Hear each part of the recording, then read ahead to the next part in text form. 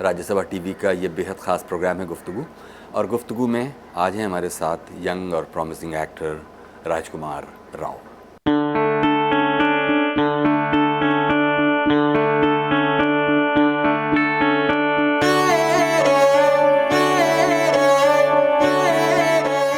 राजकुमार राव रूठे ख्वाबों को मना लेंगे, कटी पतंगों को थामेंगे, है जज्बा पूरे 5 लाख उलझे रिश्तों का मांझा। गिन ले बनिए गिन ले। राजकुमार राव नई पीढ़ी के उन अभिनेताओं में हैं जिन्होंने अपने भीतर के कलाकार को बहुत जल्द पहचाना। सोई तकदीरें जगा देंगे, कल को अंबर भी झुका देंगे, है जज्बा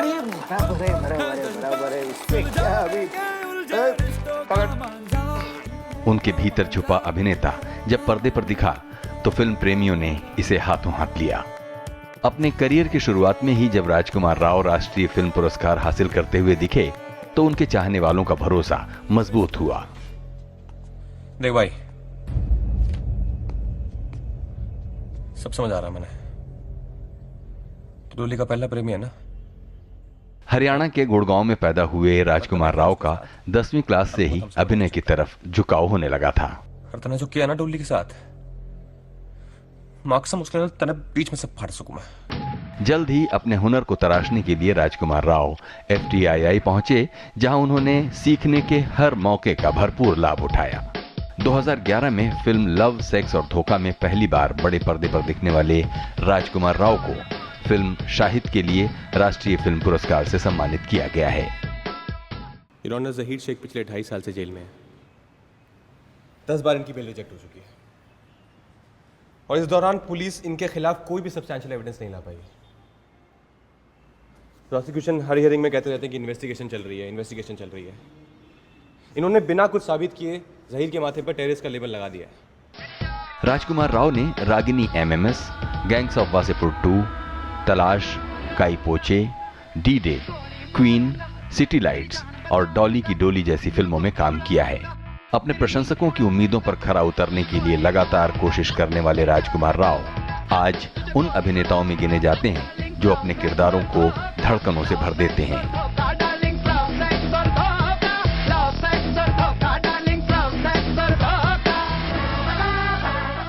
बहुत बहुत स्वागत है राजकुमार। Thank you sir.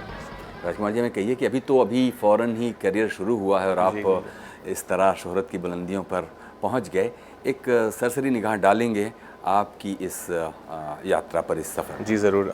मैं गुड़गांव का रहने वाला हूँ, हरियाणा गुड़गांव का, और वहीं से थिएटर की शुरुआत हुई। ये एक्टिंग का जो कहते हैं, जो कीड़ा काटता है, वो स्कूल में ही मुझे काफ़ी पसंद आ गया था। स्टेज और डांस काफ़ी करता था मैं स्कूल टाइम से ही। और फिर वही स्कूलिंग के बाद मैंने दिल्ली में श्री राम सेंटर है मंडी हाउस में, वहाँ मैंने 2 साल का एक एक्टिंग कोर्स किया, डिप्लोमा किया। उसके बाद 1 साल क्षितिज रेपेट्री है दिल्ली में ही, भारती शर्मा की, उनके साथ, भारती शर्मा जी की, उनके साथ मैंने काम किया। इसी दौरान ग्रेजुएशन अपनी फिनिश की आर्ट्स में आत्माराम कॉलेज से। और ग्रेजुएशन कंप्लीट करने के बाद मैंने FTII पूना जो फिल्म इंस्टीट्यूट है, वहाँ का मैंने फॉर्म भरा कि एक्टिंग कोर्स में अप्लाई किया वहाँ पे, और लकीली वहाँ पे हो गया। तो फिर मैं 2 साल वहाँ रहा। 2008 में उसके बाद मैं मुंबई आया अपने सो कॉल्ड सपने को पूरा करने, फिल्मों में काम करने। और 2009 में मुझे LSD, जो मेरी पहली फिल्म थी, लव, सेक्स और धोखा, दिवाकर बैनर्जी जी के साथ, वो मुझे मिली, जो कि 2010 में रिलीज़ हुई। और उसके बाद आई थिंक ऊपर वाले की कृपा है कि गाड़ी आगे जा रही है, अभी तक रिवर्स गियर नहीं लगा है। स्कीम शीन से तो डर लगता है मुझे। अरे सर जी, आप ना डरते हो तभी मरते हो। हेलो, बियर पियो। अरे नहीं, क्या? अरे सर, दुकान आपकी है, कैमरा आपका है, भाई आपका है। तो मिटा दूंगा फुटेज, नहीं दिखाऊंगा भाभी जी को। पिलो। हमें बताइए कि आपका जो घर और परिवार जिस तरह, उसमें कुछ इस तरह का थिएटर या सिनेमा या आर्ट कल्चर का कोई माहौल जैसा था, या क्योंकि आमतौर पर ट्रेडिशनल घरों में एक रेजिस्टेंस होता है कि जो परिपाटी की पढ़ाई है वही करो और ये सब करने से तो क्या मिलेगा? नहीं, मेरे परिवार में तो दूर दूर तक कोई नहीं इस फील्ड में है, पर यह है कि हम सब, मुझे ज़्यादा फिल्मी बफ बहुत है। हम लोग को फिल्म्स देखना, परिवार पूरा बैठ के फिल्म्स देखना बहुत पसंद करता था। हम लोग पूरा, मैं जॉइंट फैमिली में बड़ा हुआ हूँ, तो पूरा परिवार जो है, सब परिवार हम लोग आंगन में बैठ के सैटरडे संडे को VCR पे 3-4 फिल्म एक साथ देखते थे। तो वहाँ से एक फिल्म का चस्का लग गया था कि ये कुछ होते ही एक दुनिया है, एक बहुत ही खूबसूरत सी, जहाँ मैं देखना चाहता हूँ अपने आप को। उसके बाद परिवार का बहुत ही मुझे सहयोग मिला।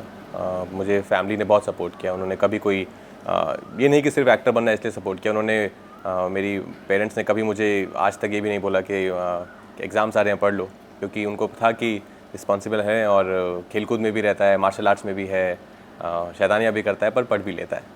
तो उन्होंने कभी भी किसी तरह का दबाव हम पर नहीं डाला। आपके पिता क्या करते हैं? मेरे पिताजी जो है वो रेवेन्यू डिपार्टमेंट थे हरियाणा में, वो पटवारी थे। अभी वो रिटायर हुए हैं कुछ दिन पहले ही। और माताजी जो हैं, मम्मी हैं, वो हाउसवाइफ ही हैं। हाँ हाँ। तो जब आप कहते हैं कि फिल्म बफ एक तरह से, मतलब घर में सब लोगों को शौक जैसे फिल्में देखने का, लेकिन कोई एक दौर आया होगा जब आपको अच्छी और बुरी फिल्में या अच्छी और बुरी एक्टिंग, जो कि आपका शायद बाद में पैशन भी बना, उसमें भेद करना कुछ आपको आ गया? हालांकि मुझे तो बहुत सब कुछ ही अच्छा लगता था उस टाइम में, पर अगर ऐसा कुछ कोई बहुत ही बुरा हो तो मुझे समझ आता था कि ये ठीक नहीं लग रहा है, कुछ बहुत ज़्यादा आई थिंक ये ओवर किया है इन्होंने। क्योंकि बच्चे थे, ज़्यादा समझ नहीं थी, एंटरटेनमेंट के लिए देखते थे, जो किरदार देखते थे वही खुद बन जाते थे, उसकी एक्टिंग करते रहते थे पूरा दिन पूरा हफ्ता। तो उसमें अगर कोई एक दो ऐसे आते थे जो बहुत ही ज़्यादा वाहियात ही एक्टिंग करते थे तो समझ आता था, पर उसके बाद उसके अलावा नहीं समझ आता था, सभी अच्छा लगता था। पर जब जैसे सीरियस थिएटर करना शुरू किया और मेनली जब मैं FTI गया, इंस्टीट्यूट गया, और मैंने वहाँ पे वर्ल्ड सिनेमा देखा और मैंने देखा कि लोग कितनी मतलब खूबसूरत फिल्में बना रहे हैं, किस जज्बे से काम कर रहे हैं एक्टिंग के लिए भी, तब मेरी आंखें बहुत खुली। तब मुझे ये जो आप कह रहे हैं कि बारीकी समझ आई कि अच्छा ये ख़राब है और ये बहुत अच्छा है। और तब आपने अपने लिए कौन सा रास्ता चुना? क्योंकि बहुत तरह के एक्टर्स आपको हिंदुस्तानी फिल्मों में भी और वर्ल्ड सिनेमा में भी, सबको देखते हुए और उनसे असर लेते हुए, कौन से लोग हैं जो आपके सामने एक आदर्श प्रस्तुत करते हैं और कहते हैं कि मेरा पीछा करो? जी, वर्ल्ड सिनेमा के एक एक्टर हैं डैनियल डे लुइस, जो 3 बार ऑस्कर भी जीत चुके हैं। उनसे मैं बहुत ज़्यादा प्रभावित हूँ। जितनी मेहनत वो करते हैं अपने काम के लिए, जो उनका पैशन है, डेडिकेशन है, मैं उससे बहुत ही इंस्पायर होता हूँ। वो काम तो ऑफकोर्स जब स्क्रीन पे आता है वो दिखता ही है सबको, पर उनका जो लगन है, उनका जो रास्ता है उस कैरेक्टर तक पहुँचने का, मुझे लगता है कि वही रास्ता अगर मैं अपना पाऊँ कभी अपनी लाइफ में, जो कि हालांकि बहुत टफ़ है हिंदी फिल्म इंडस्ट्री में, आप 3-4 साल में एक फिल्म नहीं कर सकते हैं, आप बाहर ही कर दिए जाएंगे। लेकिन मैं चाहता हूँ कि एक दिन ऐसा आए कि मैं उसी तरीक़ा का, उसी जज्बे से काम कर सकूँ। और वर्ल्ड सिनेमा से अलग अपनी हिंदुस्तानी फिल्मों जी, को हिंदुस्तानी फिल्मों में मुझे दिलीप साहब बहुत पसंद हैं, उनसे मैं बहुत इंस्पायर हूँ। मुझे इरफान खान है, मनोज बाजपेयी, आमिर खान, ये सब लोग मुझे बहुत बहुत पसंद है। आपको क्या लगता है कि कौन सी चीज़ है जो आपको इतनी जल्दी नेशनल अवार्ड और फिल्म फेयर ये सब दुनिया में पहुंचा रही है? कौन सी स्ट्रेंथ है आपके अंदर जो आपको लगता है कि उसी को नर्चर करना चाहिए और आप कन्विंस हैं कि हाँ, मेरे अंदर इस चीज़ को मैंने पहचाना है और इसलिए मैं आगे बढ़ पा रहा हूँ?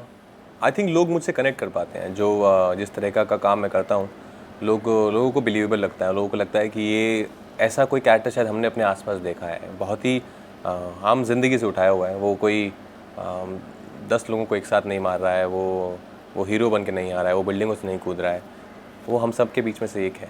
तो आई थिंक वो एक चीज़ है जो लोगों को बहुत कनेक्ट करती है। कि जब LSD, मुझे याद है बहुत लोग मुझे बोलते हैं, जब LSD देखी या जब रागनी आई तो लोग कहते थे अरे ये तो अपने दिल्ली से आने बोलते हैं कि भाई मैं तो ऐसे ही डरता हूँ यार, भाई मेरी गर्लफ्रेंड तो ऐसी बात करती है। और तो अच्छा लगता है कि लोगों को लगता है कि ये एक उनकी ज़िंदगी का ही एक किरदार है जो मैंने उनके सामने पेश किया। क्या क्या क्या क्या हीरो है तू? क्या है बता उसको। तेरे बाप का गल्ला है, तूने हाथ किसे लगाया? तूने कमाई है पैसे? मैं मर के सारे पैसे जोड़ रहा हूं यहां पर। कुछ साला हसन पैसे लेके गायब हो गया है। मॉल का इसके मामा के 5 लाख रुपए गले में अटक रहे, पता है तुझे? पता है ना तुझे? 5 लाख देने इसके मामा के, पता है ना? तू क्या कर रहा है? तू क्या कर रहा है? तू समाज सेवा कर रहा है? हाँ? चल पैसे लेके। जैसे कि FTI की बात आपने की, FTI तो एक बिल्कुल नई दुनिया होती है आपके लिए कि जब तक आप थिएटर कर रहे होते हैं और अभी रास्ता तलाश ही रहे होते हैं, लेकिन वहाँ जाकर आपको बहुत ऑर्गेनाइज्ड ढंग से सब चीज़ें देखने और समझने को मिलती हैं। FTI करने के बाद जब आप मुंबई आए तो क्या वो बहुत आसान रास्ता था कि आप को LSD या और जो दूसरी फिल्में मिली?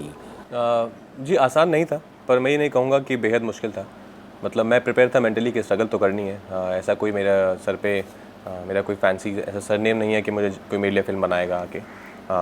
तो उस स्ट्रगल के लिए मैं तैयार था, पर ऐसा भी नहीं था कि मैं फुटपाथ पे सुन रहा था बहुत रातों और खाना नहीं खा पा रहा था। एक स्ट्रगल होती है जो कि आप IIT करके निकलते हैं, तब जॉब के लिए जो ढूंढते हैं वो जो स्ट्रगल है वही एक्टिंग में स्ट्रगल है। पर यह है कि आपको अपने काम में अच्छा होना पड़ेगा। तो मुझे उसी पे विश्वास था कि जब ऑडिशन दूं तो इतना अच्छा दूं कि लोगों को एटलीस्ट याद रहे, भले ही उस फिल्म में ना हो तो लेकिन लोगों के दिमाग में छपे कि ये अच्छा एक्टर है, इसको बुलाया जाए फिर से या और वो जाके बात करें। तो उसी चलते तकरीबन 1.5 साल का मेरा स्ट्रगल रहा, जिसमें मैंने बहुत फिल्म्स के लिए ऑडिशन दिया, बहुत एड्स के लिए ऑडिशन दिया। कई जगह बात बनी पर फिल्म नहीं शुरू हो पाई, कई जगह फिल्म शुरू हुई तो बंद हो गई। पर यह था कि मेरे घर वालों का मुझसे ज़्यादा विश्वास था। उन्होंने कभी, जैसे मैंने कहा कि उन्होंने कभी ये मुझसे नहीं पूछा कि क्या हो रहा है, मतलब फिल्म मिल रही है कि नहीं मिल रही है, तुम टीवी कर लो, ऐसा कभी मुझे नहीं बोला। उसी चलते फिर एक दिन मैंने न्यूज़पेपर में पढ़ा कि दिवाकर बैनर्जी जो हैं वो LSD फिल्म प्लान कर रहे हैं और वो चाहते हैं कि उसमें नए एक्टर्स हों। तो मैं उनके ऑफिस पहुंचा और अपनी शोरील लेकर उनको दिखाई, उनके कास्टिंग डायरेक्टर को दिखाई, अतुल मोंगिया। तो उन्होंने मुझे फाइनली ऑडिशन के लिए बुलाया। तो जो ऑडिशन हुआ, तो जैसे मैंने कहा कि ऑडिशन ही एक रास्ता है जिसके थ्रू आप क्रैक कर सकते हैं एज एन आउटसाइडर। तो वो ऑडिशन हुआ तो आई थिंक वो दिवाकर को काफ़ी अच्छा लगा। तो उन्होंने फिर मुझे और 2-3 राउंड्स के ऑडिशन के लिए बुलाए और फाइनली मेरी झोली में LSD आई।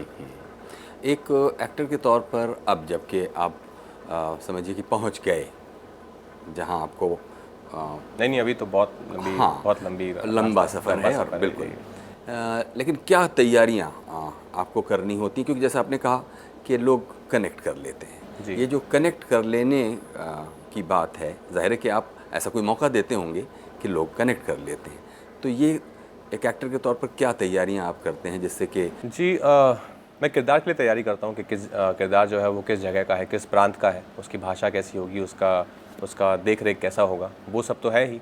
पर उसके अलावा मैं बस कोशिश करता हूँ कि वो मोमेंट जो मैं जी रहा हूँ उस समय कैमरा के सामने वो सच्चा हो, वो ट्रूथफुल हो, उसमें किसी तरह की बेईमानी ना हो, उसमें ये ना हो कि मैं इस एंगल में एक्टिंग करता हूँ कि शायद क्योंकि मैं इस एंगल में शायद मैं अच्छा लगता हूँ। आई थिंक वो जब मैं जी रहा हूँ तो मैं बहुत ही सच्चाई से जीना चाहता हूँ कि मुझे परवाह नहीं है कि मेरे आसपास कितने लोग हैं या कैमरा है कि नहीं है, कि वो मुझे देख रहा है कि नहीं देख रहा है। मैं उस वक्त उस किरदार को जी रहा हूँ और ईमानदारी से जीना चाहता हूँ और मैं भूल जाना चाहता हूँ कि ये एक फ़िल्म बन रही है। आई थिंक यही चीज़ है जो लोगों को लगता है कि वो सच्चाई दिखती है लोगों को शायद।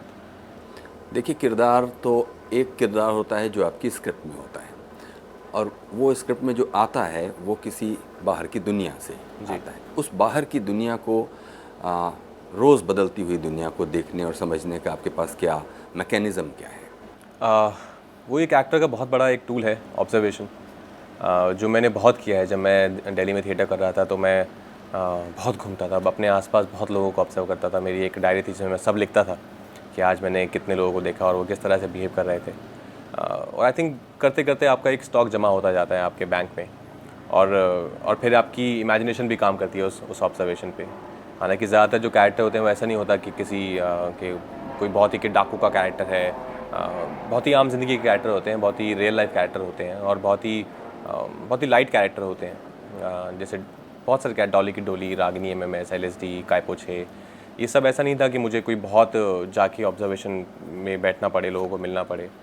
आई थिंक उनका एक बार आप मेंटल स्टेट पकड़ लेते हो और जो मैंने बताया पहले लैंग्वेज और वो सब तो बहुत ही कॉमन सी बात है, करना ही है आपको। उसके बाद आपकी इमेजिनेशन से वो सब आपका चरित्र बनता रहता है और फिर आप जब कैमरा के सामने आते हो, बस वो जो मैं कह रहा था, ईमानदारी से जिए उसको, तो सभी को अच्छा लगेगा। और फिर आप देखेंगे कि कुछ ख़ास तरह के रोल्स के अलावा अगर आप मेन स्ट्रीम एंटरटेनमेंट में जाएं तो वहाँ पर, क्योंकि कोई भी नहीं चाहता कि वो टाइप कास्ट हो जाए कि ख़ास तरह के डायरेक्टर, सेट ऑफ डायरेक्टर्स उसको बुलाएं, बल्कि वो हर तरह की चीज़ करें। वो एक उसने प्रोफेशन चुना है। जी। तो इसके लिए जैसे कि डांस है या आपको स्टंट और जो दूसरी चीज़ें जो किसी भी मेन स्ट्रीम सिनेमा के एक्टर के लिए ज़रूरी होती हैं, उसके लिए क्या तैयारियों की ज़रूरत होती है और आप क्या करते हैं? मुझे लगता है एक्टर बनने के लिए सबसे पहले एक्टिंग की ज़रूरत होती है, क्योंकि आप एक्टर हैं और actor is acting and not dancing. वो एक डांसर है।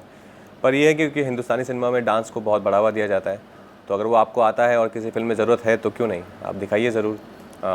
लोगों को अच्छा लगता है किसी को डांस करते देखना, सिर्फ फिल्म में नहीं, अगर हम किसी पार्टी में भी जाएँ कोई अच्छा डांस कर रहा हो तो हमको अच्छा लगता है देखना कि इसने बहुत अच्छा डांस किया, तो वैसा ही फिल्म में भी उसको हम डाल देते हैं। तो कोई दो राय नहीं है, पर मुझे ये सब नहीं समझ आता है कि आप घुड़सवारी सीखो और फिर डांस सीखो और फिर बॉडी बनाओ और फिर एक्टिंग सीखो। आई थिंक थोड़ा उल्टा होना चाहिए कि पहले एक्टिंग सीखो, फिर डांस सीखो, फिर अगर किसी किरदार में ऐसा है कि आपको घुड़सवारी सीखनी है तो आप सीखिए, आपको थोड़ी मसल बनाने हैं तो आप बनाइए, पर सबसे पहले एक्टिंग पे काम कीजिए। राजकुमार जी, अभी एक छोटा सा ब्रेक लेंगे जी। अभी वक्त है एक छोटे से ब्रेक का। ब्रेक के बाद हाजिर होते हैं और बातें जारी रखते हैं यंग एक्टर राजकुमार राव के साथ। मेरा सिर्फ मकसद जो है मेरी फिल्म 100 करोड़ कमाए वो नहीं है, वो शायद मेरे प्रोड्यूसर का मकसद होगा। मेरा मकसद है कि वो जो एक्शन और कट के बीच में के दरमियान जो वक्त है उसको मैं कितनी अच्छी से जी सकता हूँ, मेरा मकसद वही रहता है। मेरा अब फिल्म कितना पैसा कमाएगी ये तो किसी के हाथ में नहीं है, वो 100 करोड़ कमाए या 10 करोड़ कमाए, खुशी होती है। हालांकि ऑफकोर्स जब फिल्म चलती है, सक्सेसफुल होती है तो सबको खुशी होती है। मैं भी चाहता हूँ मेरी हर फिल्म सक्सेसफुल हो, पैसा कमाए, पर कितना पैसा कमाए इसकी मैं कोई सीमा नहीं रखता। स्वागत है एक बार फिर से। प्रोग्राम है गुफ्तगू और गुफ्तगू में आज है हमारे साथ युवा अभिनेता राजकुमार राव। राजकुमार जी, आपने कहा कि एक किसी कास्टिंग डायरेक्टर का आपने नाम लिया जिसके ज़रिए आप दिवाकर तक शायद फिर पहुँचे। जी। जो एस्पायरिंग एक्टर्स हैं उनके लिए कास्टिंग डायरेक्टर्स का रोल कितना होता है? जी, आई थिंक सबसे बड़ा रोल होता है and I feel very happy कि ये जो चलन है कास्टिंग डायरेक्टर्स का, ये दौर शुरू हो गया है एक हिंदी फिल्म इंडस्ट्री में, क्योंकि जब बाहर से आप लोग आते हैं, बहुत लोग आते हैं, और वो ऑफ कोर्स बहुत ही मुश्किल है डायरेक्टर से डायरेक्ट मिलना, और डायरेक्टर्स पर इतना समय भी नहीं होता कि वो डेली 50 नए एक्टर्स से मिलें, उनको अपना काम करना है, अपनी ज़िंदगी है, तो इसीलिए कास्टिंग डायरेक्टर्स अपॉइंट किए गए हैं। तो मैं तो यही सबसे कहता हूँ कि जो भी आते हैं नए लोग कि आप इन्हीं से मिलिए और एक ऑडिशन दीजिए अच्छा, वही एक रास्ता है, उसके अलावा तो कोई रास्ता नहीं है। कोई भी बड़ा डायरेक्टर आपको डायरेक्ट मिलेगा नहीं, और मिलेगा तो भी यही कहेगा कि आप मेरे कास्टिंग डायरेक्टर से मिलिए। तो आप अपनी एनर्जी उसको मिलने में ना लगाएं, आप कास्टिंग डायरेक्टर के पास जाएं, उनको अपना काम दिखाएं, उनको अच्छा ऑडिशन दें। लेकिन एक्टरों की हमेशा शिकायत रहती है कि कास्टिंग डायरेक्टर भी कभी पार्टिजानशिप या एक पक्षपात जैसी चीज़ करते रहते हैं, और कई बार मेरे अंदर है प्रतिभा लेकिन फिर भी मुझको नहीं पहचाना जा रहा है। वो पहले तो आपको डिसाइड करना पड़ेगा कि आपको लगता है आपके अंदर है कि सामने वालों को भी लगता है कि आपके अंदर है, क्योंकि हर किसी को लगता है कि उसके अंदर है, हर किसी को लगता है कि वो बहुत अच्छा गाना गाता है, पर ये बात सामने वाले को बोलने दीजिए, आप खुद मत चिल्ला के कहिए कि मेरे अंदर है। और पक्षपात मुझे नहीं लगता कि ऐसा कुछ पक्षपात होता है। हालांकि ऐसा मेरे साथ भी हुआ कि कोई फिल्म मुझे करनी है और मैंने किसी को कॉल किया कास्टिंग डायरेक्टर को, तो उन्होंने मुझे बोला कि देखिए हम बहुत अच्छे दोस्त हैं पर ये फिल्म जो है इस कैरेक्टर में आप जाते नहीं हैं। तो पक्षपात तो नहीं होता है, अगर किसी कैरेक्टर में एक पर्टिकुलर फेज जाता है तो कास्टिंग डायरेक्टर उसको ज़रूर बुलाएगा, उनका काम है ये। मुझे अब ये भी समझना है थोड़ा आपसे कि कुछ चमकदार फिल्में और उनमें अपना काम और नाम और एक क्रिटिकल अक्लेम हासिल करने के बाद एक सुबह की शुरुआत जब होती होगी, कुछ तो है कि पहले से मिला हुआ काम है जिस सिलसिले में जाना है, मीटिंग है या शूटिंग है, लेकिन अगर जब काम नहीं है तब क्या करते हैं? जब काम नहीं है तो ऐसे इंटरव्यू देते हैं, और ऐसा तो बिल्कुल बहुत ही कम होता है कि मतलब पूरा दिन ही खाली मिल जाए, ऐसा तो बहुत आई होप मिल जाए कभी कभी, पर वो ऐसा बहुत कम हो पाता है। नहीं तो कोई डबिंग चलती रहती है, कोई मीटिंग है, कोई नरेशन है, कोई इंटरव्यू है, ये सब चलता रहता है। और जब मेरे पास थोड़ा गैप होता है तो मैं ट्रैवल करता हूँ, मुझे ट्रैवल करना बहुत अच्छा लगता है। मैं बाहर चला जाता हूँ, मैं यूरोप चला जाता हूँ या मैं न्यूयॉर्क चला जाता हूँ, कुछ हफ्ता 10 दिन का टाइम निकाल के। पर जब तक आप इस शहर में हैं तो ये शहर तो बहुत तेज़ है, यहाँ तो मतलब ये शहर आपको खाली नहीं बैठने देगा। लेकिन अगर जैसा कि आपने कहा कि काम नहीं है, तो जैसे कि इंटरव्यू दे रहे हैं, ये तो आपने मजाक में कहा, लेकिन फिर भी काम तलाशने का जैसा कोई चीज़ नहीं होती? नहीं, वो होती है I am sure, but I think एक स्टेज होती है आपकी, हालांकि स्ट्रगल हर कोई कर रहा है अपने लेवल पर। अभी तलाशने की मेरा वो स्टेज नहीं अभी लकीली चला गया है कि मैं जाकर काम तलाशूं कि कहाँ क्या बन रहा है। उसके लिए हमारे मैनेजर हैं, जो एजेंसी हमारे लिए काम करती है, जो हमारे साथ काम करती है, वो लोग हैं, वो हमें बताते हैं कि यहाँ पे ऐसा हो रहा है कि आप चाहते हैं हम बात करें, तो हम कहते हैं कि हाँ बात कीजिए। या कभी कभी मुझे लगता है कि कोई ऐसी फिल्म बन रही है जिसमें मेरा बहुत इंटरेस्ट है, तो मुझे कोई इसमें शर्म नहीं आती है कि मैं फ़ोन क्यों ना करूँ, मैं जाकर क्यों ना मिलूँ। मैं करता हूँ ज़रूर कि मैं डायरेक्टर्स को जाकर बोलता हूँ कि सर मैं आपसे मिलना चाहता हूँ, आप ये फ़िल्म बना रहे हैं और आपको चाहिए तो आप मेरा ऑडिशन टेस्ट ले लीजिए, मुझे उसमें कोई शर्म नहीं है। तो वो रहता है, अगर कोई ऐसी एक फ़िल्म है कभी तो उसके लिए ज़रूर तलाश जारी रहती है। लेकिन हाँ, अच्छे स्क्रिप्ट की तलाश तो ज़िंदगी भर जारी रहती है। वो तो मैं काफ़ी स्क्रिप्ट्स पढ़ने को मिलती हैं, जिसमें से काफ़ी सारी बहुत ख़राब भी होती हैं, काफ़ी सारी ठीक होती हैं और कुछ एक अच्छी होती हैं जिनका हम हिस्सा बनने की फिर कोशिश करते हैं।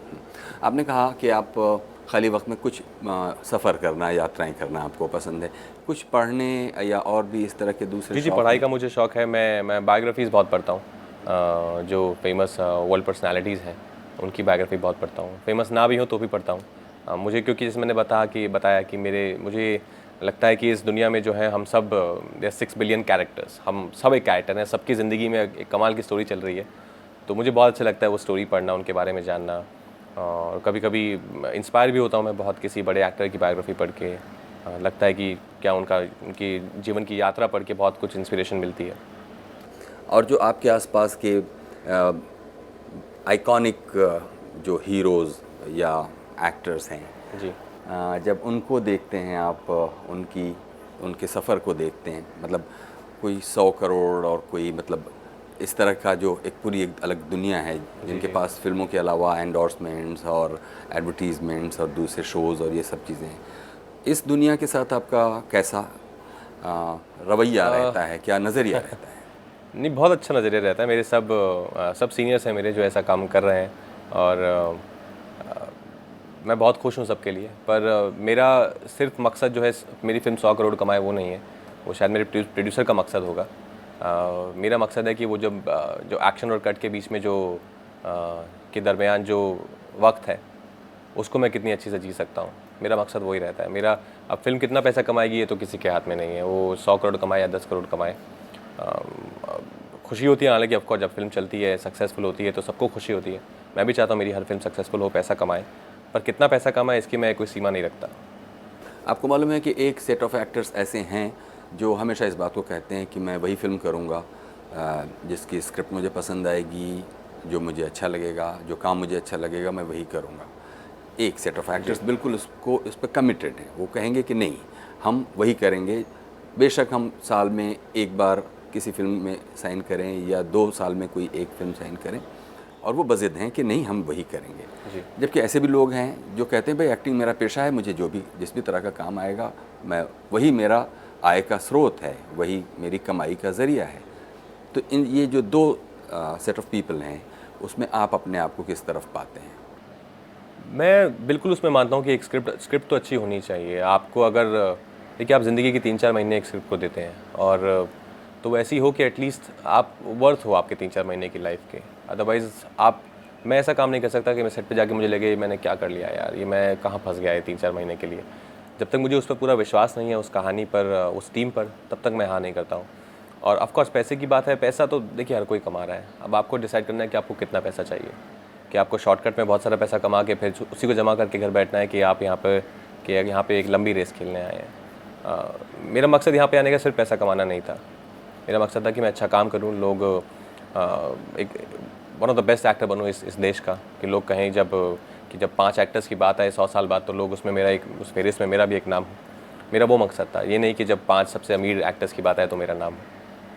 तो अच्छे एक्टर के नाम पे मैं जाना चाहता हूँ, और जब आप काम कर रहे होते हैं, लोग आपकी इज़्ज़त करते हैं, अच्छे एक्टर कहलाते हैं, तो ठीक ठाक पैसा तो आ ही जाता है। और जैसा कि आपने बातों के बीच में दिलीप कुमार का नाम लिया, तो कुछ फिल्में ख़ास तौर पर अपनी हिंदुस्तानी फिल्म में और उनके एक्टर्स में से कुछ का ही अगर आपको नाम लेना हो कि वो वाली DVD या वो वाली फिल्म मैं आज खाली वक्त है मैं देखूंगा, वो कौन लोग हैं? जी, मैं गर्म हवा कभी भी देख सकता हूँ बलराज साहब के लिए। मैं हासिल कभी भी देख सकता हूँ इरफान साहब के लिए। और हिंदी फिल्म्स में मैं स्वदेश देख सकता हूँ शाहरुख खान जी के लिए। ऐसी बहुत सी फिल्म, आमिर खान साहब की बहुत सारी फिल्म हैं जो मैं देख सकता हूँ। शूल है, सत्या है, बहुत अच्छी फिल्म्स की हैं हमारे हिंदुस्तानी एक्टर्स ने भी। अंगूर है, मुझे बहुत पसंद है। तो ऐसी बहुत सी फिल्म्स हैं जो मैं कभी भी आए टीवी पर या डीवीडी पे मैं देख सकता हूँ। और ख़ुद अपनी की हुई किस अपनी थोड़ी की सी हुई- तो है लेकिन उसमें से भी किसी एक फिल्म से बहुत अपनी की प्यार हुई होता ऐसा बहुत मैं देख नहीं पाता हूँ, क्योंकि मुझे फिर बहुत खलती है बहुत सारी चीज़ें कि ये थोड़ा बेटर हो सकता था। तो अपनी की हुई मैं फिल्म एक दो बार देखता हूँ जब रिलीज़ हो रही होती है, उसके बाद फिर दोबारा मैं फिर उसमें जाता नहीं हूँ। हाँ, ये तो एक बात हुई, लेकिन फिर भी कोई एक ऐसी सिचुएशन थी और डायरेक्टर कुछ ऐसी चीज़ चाह रहा था और आपके लिए भी वो बहुत चैलेंजिंग थी, लेकिन आपने उसे करके दिखाया और जब आपने दोबारा देखा तो कहा कि हाँ हमने भी किया। ऐसी किसी फिल्म का कोई जी, सीक्वेंस शाहिद में और सिटी लाइट्स में कुछ ऐसे सीक्वेंसेस हैं जो मुझे लगता है कि काफ़ी एज एन एक्टर मुझे बहुत मज़ा आया था वो करने में। कुछ एक्टर्स की लाइफ में कुछ मोमेंट्स होते हैं जो उनको याद रहते हैं, तो शाहिद में भी कुछ ऐसे मोमेंट्स हुए मेरे साथ जो मुझे लगा कि ये बहुत सच्चाई थी इस मोमेंट में। सिटी लाइट्स में भी ऐसा हुआ मेरे साथ, काय पोछे में कुछ बार होता था। तो काफ़ी फिल्म्स थी जिनमें कुछ ऐसे कई बार ऐसे एक मोमेंट्स आते थे जो मुझे बहुत मज़ा आता था करके। और बिल्कुल आखिर में आपसे पूछेंगे, हालांकि ये सवाल पूछना कोई जल्दबाजी होगी क्योंकि अभी तो आपके करियर की एक तरह से ये शुरुआत ही हुई है। शादी के बारे में बात कर रहे हैं? नहीं, बिल्कुल नहीं। वो ये बात है कि कई बार आप एक करियर चुन लेते हैं और उसमें आगे बढ़ते हुए कोई मुकाम हासिल करते हैं, लेकिन कभी अकेले में खाली बैठकर सोचते हैं कि क्योंकि हर किसी को अपना प्रोफेशन पसंद नहीं आता। ड्राइवर से पूछिए, बोलेगा कि हम अपने बच्चे को ड्राइवर नहीं बनाएंगे। डॉक्टर से पूछिएगा तो वो बोलेगा कि यार कहाँ आके फंस गए, यहाँ बहुत अनइथिकल काम करना पड़ा। एक्टर बनने के बाद ये जो फैसला था, इस पर जब आप मुड़कर देखते हैं तो क्या सोचते हैं? सोचता हूँ कि मेरी ज़िंदगी का ये सबसे I think one of the best decision है मेरी लाइफ का जो मैंने लिया है, कि एक्टर बना मैं। क्योंकि इतना प्यार मिलता है ना, इतनी रिस्पेक्ट मिलती है, पैसा भी मिल जाता है, और लाइफ में क्या चाहिए आपको। मतलब जब आप दुनिया छोड़ के जाएंगे तो कुछ चीज़ें हैं जो आपको ज़िंदगी भर मतलब अमर रखेंगी। बहुत बहुत शुक्रिया। Thank you. ये थे यंग एक्टर राजकुमार राव। प्रोग्राम गुफ्तगू के बारे में कुछ कहना चाहते हो तो हमें लिखिए feedback.rstv@gmail.com पर।